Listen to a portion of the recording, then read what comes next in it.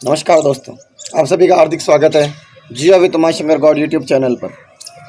इस YouTube channel पर हमने कल बात की थी विश्व जनसंख्या वितरण की विशेषताओं के बारे में। आज हम बात करते हैं कि विश्व को वितरण के आधार पर कितने भागों में विभक्त किया गया है। आइए देखते हैं कि वितरण के आधार पर विश्व के भाग कितने हैं। तो सबसे पहले बात करते हैं सघन भाग। हमने कल बात की थी कि विश्व की 80% जनसंख्या उसके 20% भाग पर निवास करती है।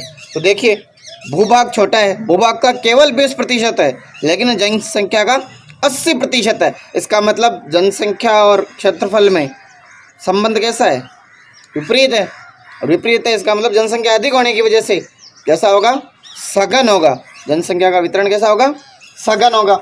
तो सघन जनसंख्या, जहाँ पर जनसंख्या अत्यधिक मात्रा में पाई जाती हो, वह विश्व का सघन जनसंख्या वाला क्षेत्र कहलाता है। यहाँ पर जनसंख्या सघन होने के अनेक कारण हैं, जैसे जलवायु अनुकूल होना, मानव संस्कृतियों का उदय होना, उद्योगों का विकास होना।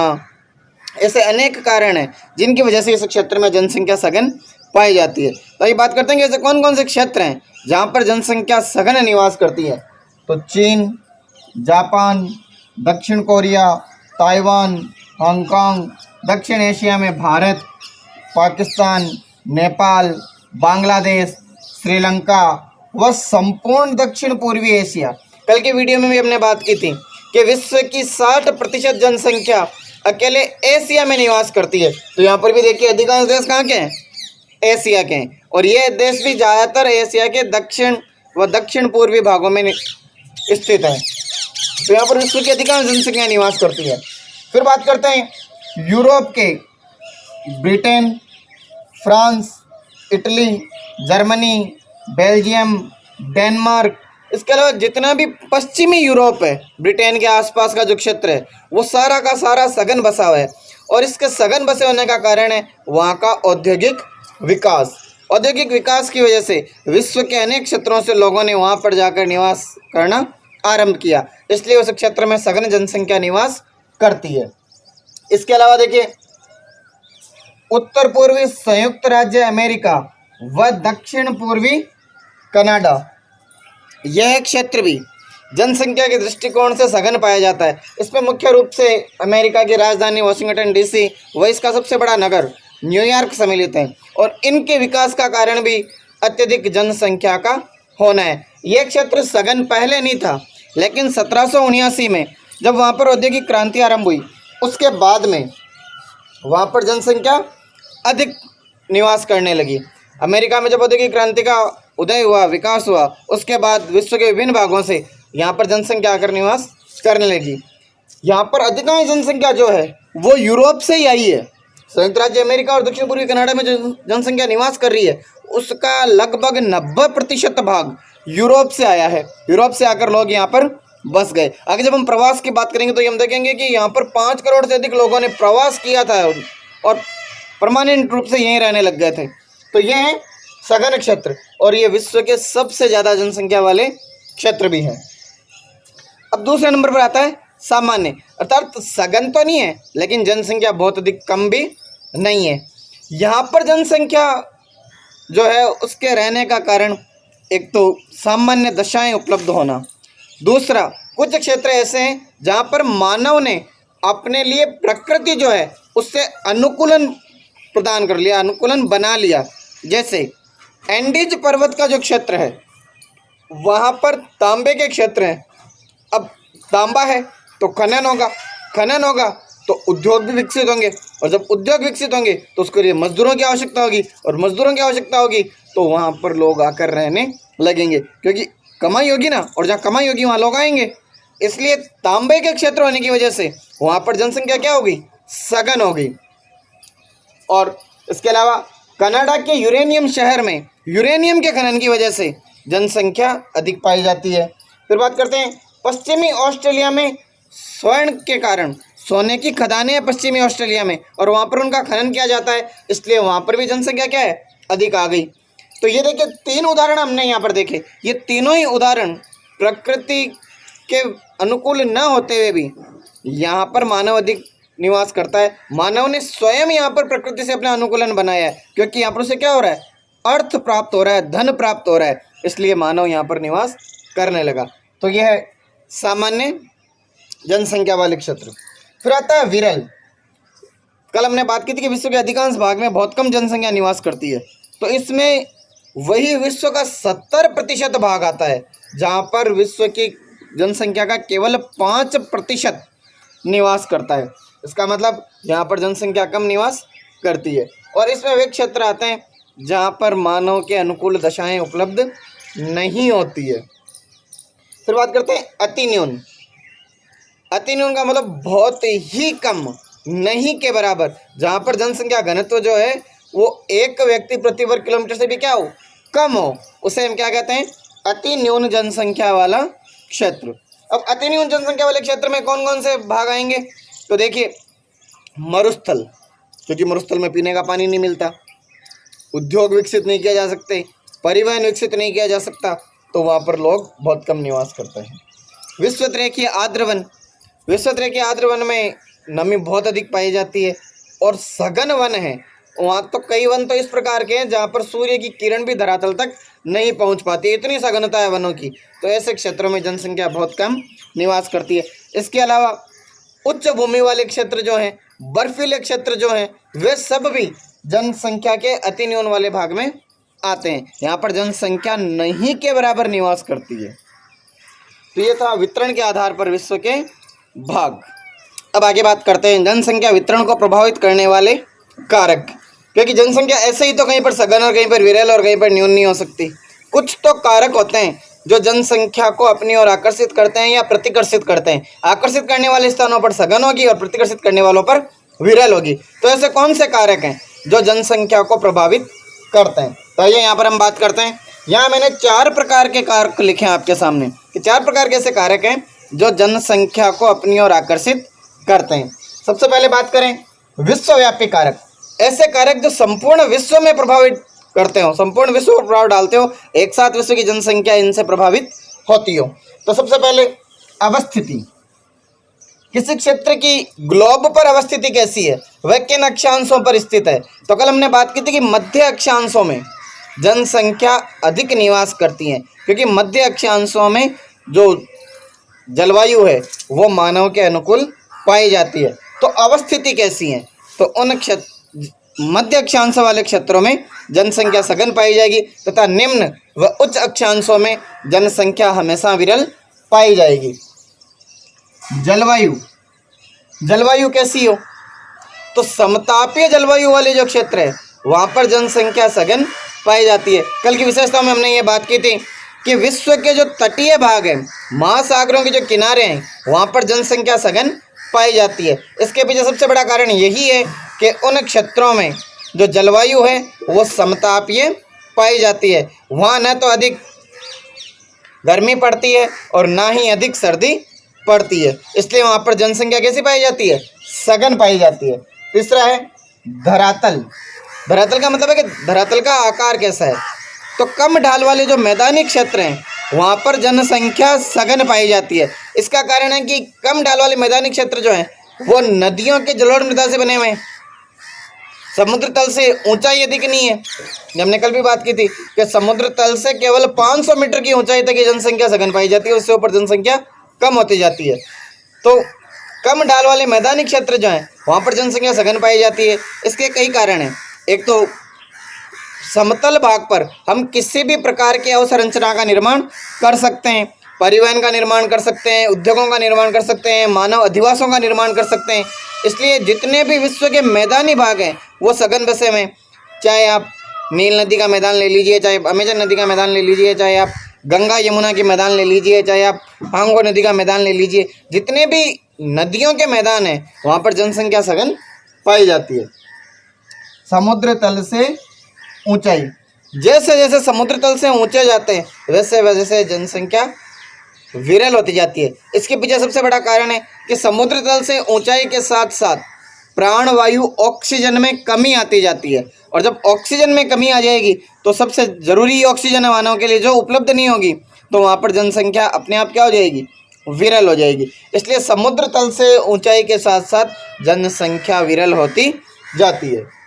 अब दूसरी बात करते हैं प्रादेशिक कारकों की। नंबर 2 पर कौन से हैं? प्रादेशिक कारक, ऐसे कारक जो किसी एक प्रदेश में भी जनसंख्या को प्रभावित कर देते हैं। कि जैसे भारत है, अब भारत एक देश है, एक प्रदेश है, लेकिन इसमें भी पूरी जगह पर समान जनसंख्या निवास नहीं करती है। इसके पीछे क्या कारण है? कि भाई एक ही प्रदेश है, एक ही देश है, फिर भी जनसंख्या अलग अलग प्रकार की पाई जाती है। तो आइए कौन सा कारक है बात करते हैं। से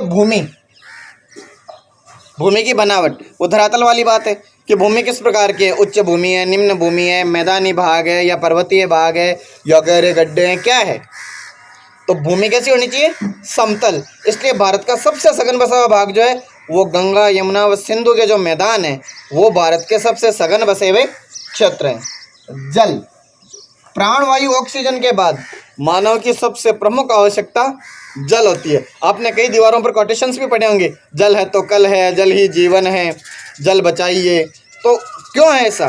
क्योंकि जल ऑक्सीजन के बाद हमें सबसे ज़्यादा ज़रूरी पदार्थ है।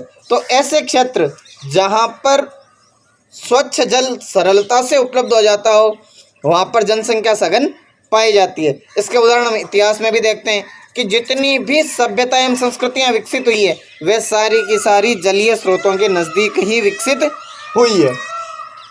मिट्टियाँ मानव को भोजन के लिए भी खाद्य पदार्थों की आवश्यकता होती है और संपूर्ण मानव जगत मांसाहार पर निर्भर नहीं है। ज़्यादातर मानव समाज शाकाहारी है और शाकाहार के लिए उसे कृषि उपजों की आवश्यकता होती है और कृषि उपज निर्भर करती है मिट्टियों पर। मानव की प्रथम आर्थिक क्रिया भी आखेट के बाद वाली कृषि थी। प्राचीन काल में मानव का प्रमुख क्रियाकलाप कृषि ही था और कृषि किस पर डिपेंड करती है? मिट्टियों पर। तो ऐसे भूभाग जहाँ पर उपजाऊ मृदाएं, जैसे जलोढ़ मृदा है, जलोढ़ मृदा वाली जो क्षेत्र है वहाँ पर जनसंख्या सघन पाई जाती है। खनिज, अभी पीछे हमने बात की थी कि एंडीज है, यूरेनियम शहर है या पश्चिमी ऑस्ट्रेलिया है, वहाँ पर जनसंख्या अधिक निवास क्यों कर रही है? खनिज की वजह से, क्योंकि वहाँ पर खनिजों का खनन हो रहा है। तो ऐसे भूभाग जहाँ पर खनिजों का खनन किया जाता हो वहाँ पर भी जनसंख्या क्या हो जाती है? सघन हो जाती है। वनस्पति, मानव हरे भरे क्षेत्रों को अधिक पसंद करता है।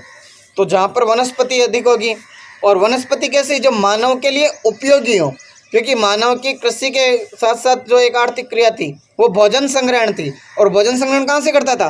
जंगलों से। और जंगलों से भोजन किस चीज़ से प्राप्त होता था? वनस्पतियों से। तो वे क्षेत्र जहाँ पर पर्याप्त मात्रा में वनस्पतियाँ पाई जाती है वहाँ पर भी जनसंख्या सघन पाई जाती है। शक्ति के साधन, खनिज हो, चाहे मिट्टियाँ हो, चाहे भूमि हो, चाहे वनस्पति हो, सब कुछ हो भले, लेकिन अगर शक्ति के साधन नहीं है तो मानव वहाँ पर अपने प्रति अनुकूलन कैसे पैदा करेगा? क्योंकि शक्ति के साधनों के बजाय खनिज भी प्राप्त नहीं किए जा सकते। अगर शक्ति के साधन नहीं होंगे तो हम खनिज भी प्राप्त नहीं कर पाएंगे, उद्योग भी नहीं लगा पाएंगे। तो वे क्षेत्र जहाँ पर सस्ते शक्ति के साधन उपलब्ध हो वहाँ पर जनसंख्या सघन पाई जाती है। अब आगे बात करते हैं सांस्कृतिक कारकों की। सांस्कृतिक कारकों में सबसे पहले आता है आर्थिक अवस्था, कि किसी क्षेत्र की आर्थिक अवस्था कैसी है, क्योंकि मानव को अपना जीवन यापन करने के लिए धन की आवश्यकता भी होती है। और जिन क्षेत्रों में धन अधिक मात्रा में प्राप्त होता हो, जहाँ पर सैलरी अधिक होती हो, हम भी कहाँ जाकर रहना पसंद करेंगे? जहाँ पर हमें अच्छी तनख्वाह मिलती हो, अच्छा पैसा मिलता हो। तो जिन क्षेत्रों की आर्थिक अवस्था अच्छी होती है वहाँ पर जनसंख्या सघन पाई जाती है। उन्नति का स्तर, क्या उन्नति का स्तर कैसा है? वो विकसित देश हैं, विकासशील देश हैं या पिछड़े हुए देश हैं? तो आप देख लीजिए विश्व के जो विकसित भाग हैं वो सर्वाधिक सघन बसे हुए हैं, जैसे सिंगापुर, हांगकांग, है ना, ये सब क्या है? अत्यधिक सघन बसे हुए हैं। जापान अत्यधिक सघन है, न्यूयॉर्क, वाशिंगटन डीसी, ये बहुत अधिक सघन बसे हुए क्षेत्र हैं। भारत में भी बात करें तो भारत के जो विकसित क्षेत्र हैं जैसे दिल्ली, महाराष्ट्र में मुंबई, ये अत्यधिक सघन बसे हुए हैं क्योंकि वहाँ पर औद्योगिक विकास अधिक हुआ है। उन्नति का स्तर क्या है? ऊंचा है। गांव आज भी क्या है? विरल बसे हुए हैं क्योंकि वहाँ पर उन्नति का स्तर क्या है? नीचा है। आगे बात करते हैं राजनीतिक, कि राजनीतिक स्थिति कैसी है? तानाशाही शासन है, लोकतांत्रिक शासन है या राजतंत्र है? तो विश्व में जो क्षेत्र लोकतंत्र के अंतर्गत आते हैं वहाँ पर जनसंख्या सघन पाई जाती है, क्योंकि वहाँ पर जो शासन है उसमें जनता की भागीदारी होती है, इसलिए वहाँ पर जनसंख्या सघन पाई जाती है। मनोवैज्ञानिक कारक, ये मानव को सीधे तौर पर तो प्रभावित नहीं करता, लेकिन अप्रत्यक्ष रूप से ये बहुत प्रभावित करता है। आप देखिए, आप किसी क्षेत्र में चले गए, आप अच्छा पैसा कमा रहे हैं, सारी सुख सुविधाएं आपके पास है, लेकिन मानसिक संतुष्टि नहीं है, मानसिक शांति नहीं है, आत्मिक शांति नहीं है, तो आप उस क्षेत्र में लंबे समय तक निवास नहीं कर पाएंगे। तो ऐसे क्षेत्र जो आपको मानसिक संतुष्टि देते हो, आपको आत्मीय संतुष्टि देते हो, आप प्रफुल्लित रहते हो, तो उन क्षेत्रों में आप अधिक रहना निवास पसंद करेंगे। तो ऐसे क्षेत्र भी क्या पाए जाते हैं? सघन पाए जाते हैं। परिवहन, जनसंख्या के आवागमन में, प्रवास में सबसे प्रमुख कारक है परिवहन। तो ऐसे क्षेत्र जहाँ पर परिवहन के साधन अत्यधिक विकसित हो, वहाँ पर जनसंख्या क्या पाई जाती है? सघन पाई जाती है। व्यापार, व्यापार से धन प्राप्त होता है, तो ऐसे क्षेत्र जो व्यापार के दृष्टिकोण से अत्यधिक विकसित होते हो, जहाँ पर व्यापार उच्च कोटि का होता हो, उन क्षेत्रों में भी जनसंख्या क्या पाई जाती है? सघन पाई जाती है। अब अंतिम बात करते हैं सामयिक। कुछ कारक ऐसे हैं जो समय समय पर प्रभावित करते हैं, हमेशा प्रभावित नहीं करेंगे, लेकिन समय समय पर वे कारक बहुत अधिक प्रभाव डालते हैं। जैसे वातावरण अनुकूलन। वातावरण अनुकूलन एक सामयिक प्रभाव भी हो सकता है, क्योंकि हम वातावरण के अनुसार एक स्थान से दूसरे स्थान पर आ जा सकते हैं। जैसे ऋतु प्रवास, गर्मियों के दिनों में लोग पहाड़ी क्षेत्रों में चले जाते हैं और सर्दियों के दिनों में मैदानी क्षेत्रों में आ जाते हैं। तो ये क्या है? वातावरण से अनुकूलन बनाते हैं।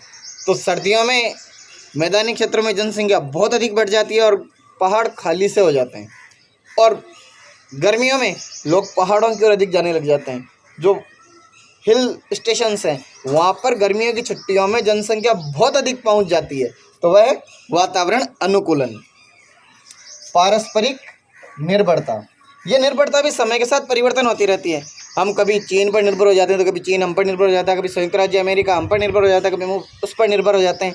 तो ये पारस्परिक निर्भरता भी क्या करती है? जनसंख्या को प्रभावित करती है। हम किन्हीं कारणों की वजह से दूसरे क्षेत्रों में जाकर निवास करने लग जाते हैं। जैसे भारत के अनेक नागरिक खाड़ी देशों में व कनाडा में बहुतायत मात्रा में निवास करते हैं, जिसका सबसे बड़ा कारण है क्योंकि उनकी आजीविका उन देशों पर निर्भर करती है, इसलिए वे लोग क्या होते हैं? वहाँ पर निवास करते हैं। धर्म, वर्तमान समय में धर्म भी मानव को बहुत अधिक प्रभावित कर रहा है, क्योंकि मानव उन क्षेत्रों में निवास करना अधिक पसंद करता है जहाँ पर उसी के धर्म के लोग निवास करते हों। तो धर्म के आधार पर भी जनसंख्या प्रभावित होती है, और ये सामयिक भी होती है। जैसे कुंभ का मेला भारत के 4 शहरों में लगता है, और जब वो लगता है तो वह भारत का सबसे सघन क्षेत्र हो जाता है, क्योंकि करोड़ों लोग उस एक शहर में पहुंच जाते हैं, तो वह अत्यधिक प्रभावित करता है। सामाजिकता, सामाजिकता कैसी है? लोग कैसे हैं? आपसी समन्वय से रहते हैं, लोगों में आपसे विद्वेष तो नहीं है। ये सब चीज़ें जहाँ पर होगी वहाँ पर जनसंख्या सघन पाई जाती है। जहाँ पर लोग प्रेम से रहते हैं, विभिन्न सांस्कृतिक कार्यक्रमों का समय समय पर आयोजन होता हो, वहाँ पर जनसंख्या सघन पाई जाती है। तो ये थे जनसंख्या वितरण को प्रभावित करने वाले कारक। आपको आज का ये वीडियो कैसा लगा आप कमेंट सेक्शन में बताएं, और कुछ कमियां हो तो सुधार हेतु सुझाव भी दें। आपके सुझाव मेरे लिए बहुत महत्वपूर्ण हैं, उन सुझावों पर कार्य करके मैं अपने आप को और अच्छा बना सकता हूं और अच्छे कंटेंट आपके लिए ला सकता हूं। जय हिंद, जय भारत।